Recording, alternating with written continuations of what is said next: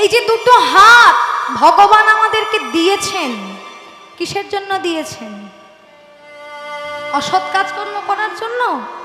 বেশি তো অসৎ কাজকর্মে ব্যবহার করি আমরা এই দুই হাত। কেমন?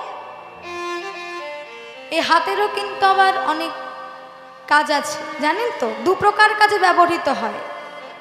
এক প্রকার কাজ হচ্ছে এই হাতেই সমাজের অকল্যাণে লাগে এই হাত। দ্বিতীয়ত মা বাবার মায়ের চুলের মুঠি ধরে মারতে মারতে বৃদ্ধাশ্রমে রেখে আসি। তৃতীয়ত বাবাকে বৃদ্ধাশ্রমে রেখে আসি।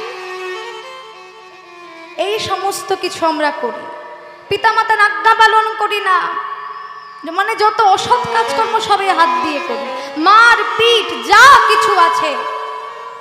আবার আরেক ধরনের হাত আছে যে হাত